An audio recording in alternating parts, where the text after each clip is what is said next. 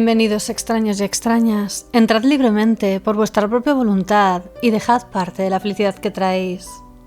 Mi nombre es Estela Nayad y hoy vamos a hablar del caso de María Soledad Morales, un caso que cambiaría la justicia argentina. En el tranquilo entorno de la provincia argentina de Catamarca, una tragedia silenciada resonó con fuerza en la conciencia nacional. María Soledad Morales, una joven de 17 años, desapareció una noche de septiembre de 1990 tras asistir a una fiesta. Lo que siguió fue una cadena de eventos que sacudirían los cimientos del poder local y desafiarían la noción misma de la justicia en la sociedad argentina. ¿Intrigados? Acompañadme en esta misteriosa historia. Pero antes no olvidéis suscribiros a mi canal para ver más vídeos como este, darle a la campanita de notificaciones para que os avise cuando subo un nuevo vídeo y seguidme en mis redes sociales. Bajad las luces, subid el volumen y ahora sí, comenzamos. El caso de María Soledad Morales. A veces me encuentro casos que no sé cómo tratar, no solamente porque los actos que ocurrieron sean de una crueldad máxima, o porque la persona implicada sea joven y la inevitable pregunta sobre cómo hubiera sido su vida de no haberle pasado lo que le pasó, sino porque parece que existen víctimas que no solo deben sufrir su cruel destino, sino que después de fallecidas, el mundo parece seguir conspirando en su contra. Como si fuera una mancha que no las abandonara. Toda una maquinaria inmunda se suma a la lucha por encubrir la verdad y al final, al contrario de lo que se nos ha enseñado en la ficción, parece que los villanos pueden salirse con la suya. María Soledad Morales es un nombre que se recuerda con tristeza en Argentina. Todo lo que implica su desaparición, la forma en que fue tratada y la manera en que se desarrollaron los hechos después de lo ocurrido, hace que hoy en día se mire al pasado y no lleguemos a comprender cómo pudo haber sucedido lo que sucedió. Que existe el mal es un hecho, que detrás de todo acto perverso siempre habrá una estructura encargada de encubrirlo y que esto ocurre en mayor medida cuando los actores son personas con poder, es una realidad innegable. ¿Qué podemos hacer el común de los mortales cuando lo inenarrable ocurre y luchar parece una opción imposible? ¿Qué hacer cuando lo más preciado se nos es arrebatado y los que se supone que deben de ayudarnos perpetúan el mal? Este es un caso difícil de digerir, pero empecemos por el principio. Nacida el 12 de septiembre de 1972, María Soledad Morales, o Sole, como la conocían sus seres queridos, era una joven de 17 años extremadamente creativa y sensible. Le encantaba escribir, sobre todo poemas, y en su colegio se la consideraba una de las mejores estudiantes. Sus padres, Elías Morales, empleado público, y Ada Rizardo, ama de casa, se enorgullecían de tener una hija atenta, cuyas aspiraciones de futuro pasaban por ser maestra, ya que según Sole, era una carrera breve y con un buen sueldo. La joven, a tan corta edad, ideaba que con el salario de profesora podría ayudar a los gastos de la casa, sobre todo porque su familia no contaba con muchos recursos, y ella era una de las hijas mayores entre 7 hermanos. Es curioso cómo todas nuestras aspiraciones, sueños y visiones de futuro se pueden ver truncadas de la noche a la mañana. Sin quererlo, sin proponérnoslo acaso, toda una vida de posibilidades es mancillada, ultrajada y tirada a un lado del camino. La noche de su muerte, María Soledad peinó su largo cabello, vistió sus mejores vaqueros y entre la pequeña selección de sus camisetas eligió una de color negro, la que mejor le sentaba. Se encontraba a una semana de cumplir 18 años y era completamente feliz. No solo por llegar a la mayoría de edad, sino porque se sabía una joven muy bella, una de sus ambiciones era dedicarse al modelaje.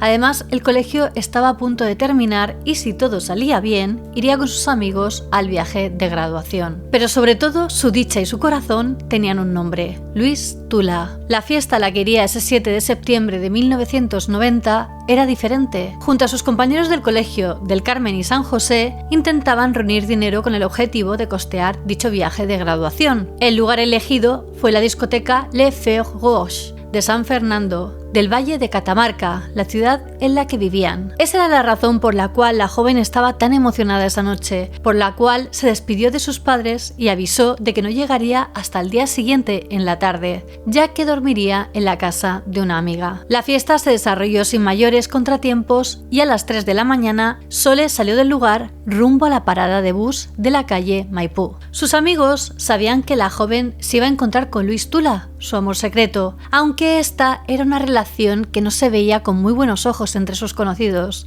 y es que Luis era 12 años mayor que ella y por entonces se encontraba casado con Ruth Salazar. Los que conocieron la dinámica entre ambos afirmaban que la joven se encontraba completamente enamorada de él, tanto que tras lo acontecido, en sus cuadernos se hallaron versos dedicados a este hombre. Además se decía que ella estaba completamente a la merced del sujeto, al punto de que sus deseos eran órdenes para ella. Sin embargo, en Catamarca pocos sabían que el hombre estaba casado. Ocultarlo había sido decidido por él, y durante su relación con Sole, como casi todos, ella pensaba que su novio era un hombre soltero. Tula no tardó mucho en llegar a donde se encontraba María Soledad. La recogió en un jeep que, según algunos testigos, pertenecía a Arnoldito Sadi, primo del gobernador de la provincia. En aquella época, y desde 1983, Catamarca se encontraba gobernada por Ramón Saadí, quien manejaba la provincia con mano de hierro y la consideraba su fuerte, un lugar donde nada ni nadie podría tocarlo. La pareja emprendió el camino a la discoteca Clibus, donde hicieron acto de presencia unos de los protagonistas principales en esta historia, los hijos del poder. En la discoteca, Tula presentó a Sole a un grupo de hijos de policías de alto rango y funcionarios públicos de la provincia, entre ellos Pablo y Diego Jalil, sobrinos del entonces intendente local José Jalil, y Guillermo Luque, hijo del diputado nacional por Catamarca Ángel Luque, y dos amigos de este, Eduardo el Loco Méndez y Hugo Hueso Ibáñez. Tras pasar un rato en el lugar, uno de los encargados testificaría que María Soledad salió del establecimiento en compañía de Tula y otros jóvenes del grupo. Aparentemente se encontraba mareada, en dirección al jeep de Arnoldito Sadi. A partir de este momento, no se sabe con ciencia cierta lo ocurrido esa noche. La fiscalía manejó la hipótesis de que Sole fue trasladada hasta Los Álamos, un albergue transitorio ubicado en el cruce de las rutas 1 y 41, donde habría sido abusada por entre 2 a 4 personas. Lo que sí se sabe es que el cuerpo de la joven fue encontrado por una cuadrilla de trabajadores de vialidad el lunes 10 de septiembre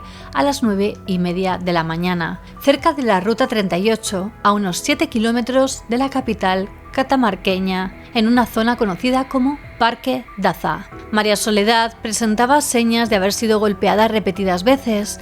Además, se podían ver quemaduras de cigarrillos en varias partes de su cuerpo. Solo llevaba su camiseta negra atada al cuello y el sostén enganchado del brazo. El rostro estaba completamente desfigurado. Tenía triple fractura de maxilar. Le faltaban casi todos los dientes. Le habían sido arrancados parte del cuero cabelludo, los pabellones auriculares y una sección de la epidermis en uno de sus brazos. También le faltaba uno de sus globos oculares. Se cree que los cerdos de las cercanías descubrieron el cuerpo antes que cualquiera y se alimentaron de las partes blandas. Esa mañana, mientras las autoridades llegaban al lugar, el conductor de un autobús, Antonio Ponce, quien daba su primera vuelta del día por la ruta 38, se dio cuenta de lo que ocurría en el sitio que encontraron a María Soledad. Lleno de curiosidad, bajó de su vehículo para averiguar qué sucedía. Tiempo después testificaría ante la corte que uno de los policías le dijo mientras le cortaba el paso: «Anda,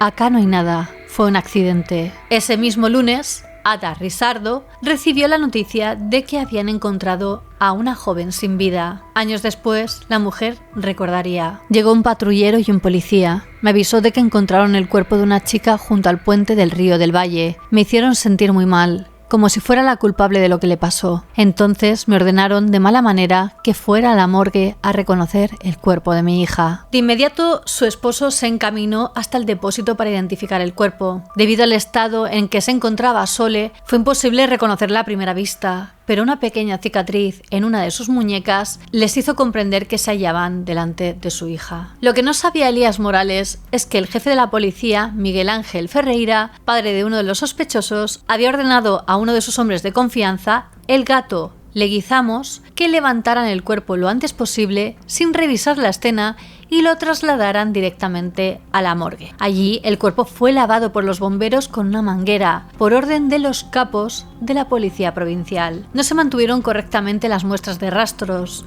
no hubo estudios toxicológicos, se halló líquido seminal, pero fue imposible recuperar el ADN para identificar a los culpables. Las primeras versiones hablaban de un ataque a campo abierto por bandas de vagabundos en el lugar donde fue hallada María Soledad. Después se sospechó de la mujer de Tula, Ruth, que habría querido deshacerse de su rival. El jefe de policía, Miguel Ángel Ferreira, antes de que se supiera su implicación en la ocultación de las pruebas, se apresuró a decir, responsabilizando entre líneas a los padres de la joven: les pido que tengan un mayor control sobre sus hijos. Deben saber quiénes son sus amigos y compañeros. Conocer los lugares a los que concurren y no dejarlos a la deriva es fundamental para su seguridad. En la primera autopsia realizada a los restos de Sole se determinó que la causa del deceso había sido debido a los fuertes golpes que recibió. Sin embargo, el juez José Luis Ventimiglia ordenó al cuerpo médico forense de la Corte Suprema que realizara una nueva intervención. En esta ocasión,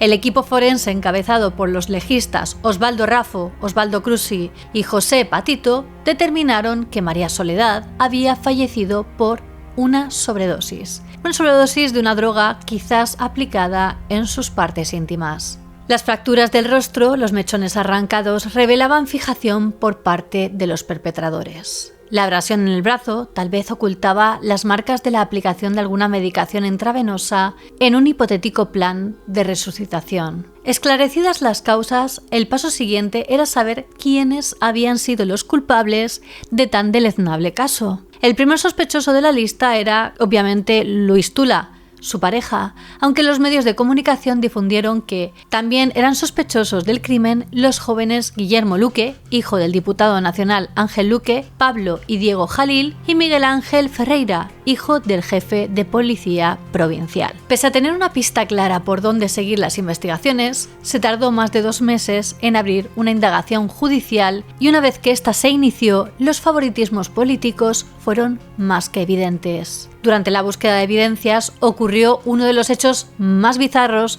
de los que se tenga registro en el caso. El diputado nacional de Catamarca, Ángel Luque, padre de Guillermo Luque, implicado en el hecho, aseguró que si su hijo hubiera sido el culpable, el cuerpo de la joven no habría aparecido. Esto hizo que estallara tal escándalo nacional que el diputado Luque se vio obligado a renunciar a su puesto. Acto seguido, el mismo presidente de la Argentina, por aquel entonces, Carlos Menem, intervino primero el Poder Judicial de la provincia, luego el Poder Legislativo y finalmente el Poder Ejecutivo, destituyendo a Ramón Saadí, continuador de una larga tradición de gobernadores pertenecientes a su familia y aliado de Menem. Dicha intervención se inició debido a que se efectuaron diferentes marchas silenciosas encabezadas por la rectora del Colegio del Carmen y San José, la monja Marta Peloni. Tanto los padres de Sole como la comunidad entera lanzaron su voz de protesta porque, según ellos, los imputados, al ser hijos o conocidos de familias pudientes en la región, estaban teniendo privilegios e inmunidad a la hora de pagar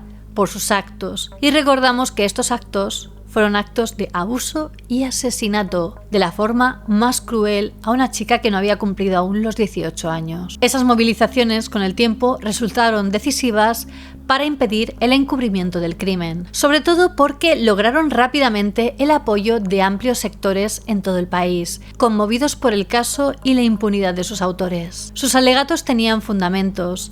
Aunque eran Vox Populi, la instrucción se olvidó de los nombres que llegaban más arriba en la casta política local. Solo quedó el hijo de Ángel Luque. En su defensa, Luque afirmaba que el fin de semana del crimen no había estado en Catamarca, que se había quedado en Buenos Aires, donde tenía un puesto en la Biblioteca del Congreso y estaba estudiando Derecho. Pero la Fiscalía juntó a un buen número de testigos que lo situaban en San Fernando del Valle. El siguiente paso del fiscal cordobés Gustavo Taranto fue probar que Luque también había estado en Clibus y demostrar su nexo con Tula, 4 años mayor que Guillermo y supuestamente ajeno a los hijos del poder. Casi al final del segundo juicio, Rita Furlan y Jesús Muro, cajera y barman de la discoteca, declararon que Luque había estado allí con los otros hijos del poder y que Tula había dejado a María Soledad en sus garras. Luis Patti, represor durante la última dictadura militar, fue enviado desde Buenos Aires para investigar el caso, con el fin de que, como dijo Menem, poner en orden la situación. Sin embargo, su complicidad con el reparto de la región fue alevosa desde el primer momento. Años después, el mismo Patti fue condenado por su implicación durante la dictadura militar en Argentina. Mientras los padres de María Soledad continuaban luchando, ahora apoyados por el clamor popular para que el crimen contra su hija no quedara en el olvido, en declaraciones a los medios locales, Ana Risardo dijo: "No voy a claudicar, no me van a vencer, no les tengo miedo. Hoy más que nunca creo que se hará justicia, porque hay todo un país que lo exige. Me lo dice el espíritu de Sole, que está en cada rincón de mi casa cuando me pide: mamá, no bajes los brazos". Mientras tanto, Elías Morales declaró: "Guillermo Luque fue uno de los asesinos. Arnoldo Sadi y uno de los mellizos Jalil participaron en el crimen. Además, pienso que Luis Tula y Ruth Salazar tuvieron mucho que ver. Si esto fuera poco, contaron con la complicidad del clan Sadi y del gobierno de Carlos Menem, que pusieron su granito de arena para que el crimen nunca se investigara". Pasaron los años y no fue hasta 1996 que se inició el primer juicio contra los implicados Luque y Tula. Se desarrollaron 21 audiencias contra los acusados. La transmisión de cada jornada era en vivo y los televidentes la seguían como si fuera una telenovela. Sin embargo, todo terminó en escándalo. El presidente del tribunal, Alejandro Ortiz Iramaín, renunció con una carta explosiva en la que denunció supuestas presiones de parte del gobernador Arnoldo Castillo. En un apartado de la misma, Ortiz Iramaín afirmaba: "Ante las más aberrantes actitudes de un poder corrupto que pretende obligar a los jueces que obran en el juicio por la muerte de María Soledad Morales a dictar un fallo condenatorio en contra de uno de los imputados en la causa para con ello pretender al menos una falsa legitimación en el mismo". Los otros dos integrantes del tribunal, Juan Carlos Sampaio y María Alejandra Azar, fueron recusados por el abogado que representaba a la familia de María Soledad, Luis Segura. Esto se debió a que durante el juicio las cámaras de televisión captaron cómo tanto Sampaio como Azar realizaban una seña en el momento en el que debían decidir el periodo de una de las partes del proceso para que una testigo quede presa por su supuesto falso testimonio. Con ese gesto, los magistrados habrían decidido sobre el pedido para que la testigo Evangelina Sosa quedara presa por supuestas falsedades en las que habría incurrido en su relato. Sosa, en una declaración repleta de contradicciones, acusó a la docente Graciela Rodríguez de Díaz, la exabogada de la familia Morales Lila Zafe, a la hermana Marza Peloni y al exdiputado Miguel Marcoli de haberla instruido en 1990, cuando contaba con 16 años, para dar testimonio contra los imputados. Evangelina Sosa declaró: "Tenía miedo y por eso dije que Luque estaba en Clibus con la chica esa cuando en realidad yo no los vi". Fue aquí cuando Graciela Rodríguez se levantó en medio de la sala y le gritó: "Mentirosa". Sosa había testificado en 1990 que vio a Luque llevando a Soledad aturdida y aseguró que él la empujaba con el codo. Estos hechos dieron como resultado que el juicio dejara de transmitirse en vivo. La Corte de Justicia de Catamarca rechazó el planteo de recusación contra los jueces Sampaio y Azar, pero la renuncia de Ortiz Iramaín obligó a suspender el juicio debido a que era necesario formar un nuevo tribunal, y en Catamarca no había magistrados que hubieran participado en la institución del caso o fueron obligados a apartarse porque tenían alguna vinculación con los acusados. Esto hizo necesario que se buscaran jueces en otras provincias de la región.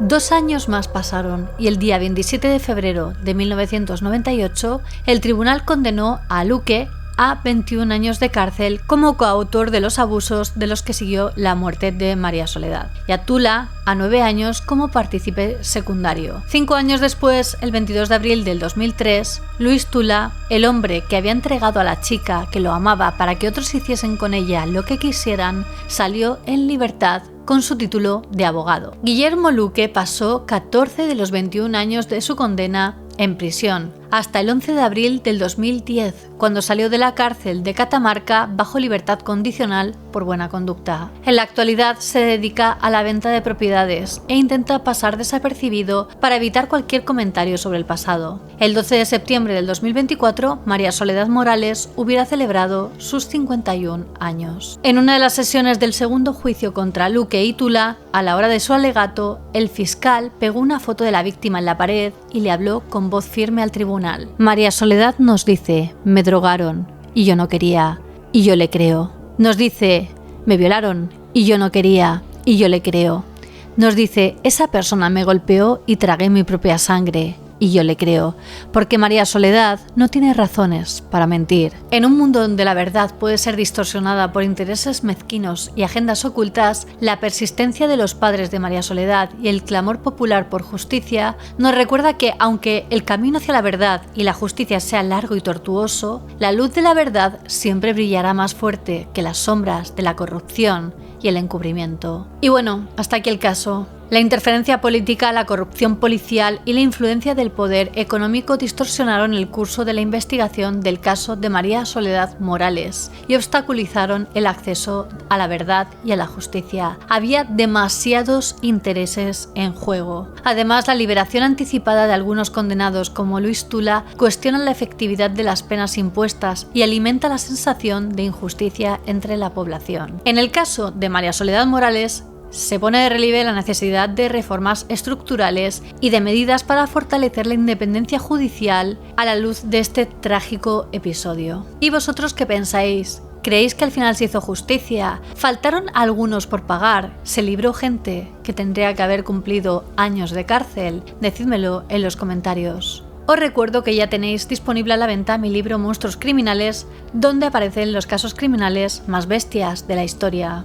Os he dejado también los links de mi equipo de grabación en la descripción por si os interesa conocer mi set de rodaje. Quería agradecer a mis mecenas de Patreon por el apoyo que me brindan. Sin vosotros no sería posible. Si vosotros también queréis apoyarme, os dejo el link en Patreon en la descripción, donde también podréis ver los beneficios de cada nivel. Y quería hacer una mención especial a los miembros de la Orden del Dragón: Alejandro Rebón Portillo, Yolani Olano, Tristene Wolf, Keymaster y José Antonio Esteve. Muchísimas gracias por vuestro apoyo y por ayudarme a seguir creando estos vídeos. Y ya sabéis que aprecio a todos mis extraños y extrañas, ya seáis nuevos o antiguos extraños del canal. Como siempre, me ayuda mucho que si os ha gustado el vídeo lo compartáis en vuestras redes sociales. Dale a like, así sabré que queréis que haga más vídeos como este. Suscribíos a mi canal y dadle a la campanita de notificaciones. No olvidéis seguirme en todas mis redes sociales, os las dejo por aquí y en la descripción, especialmente en Instagram, que es donde estoy más activa y subo material muy interesante. Y ahora sí me despido, nos vemos en el próximo vídeo. Recordad que subo nuevos vídeos cada semana. ¡Hasta pronto!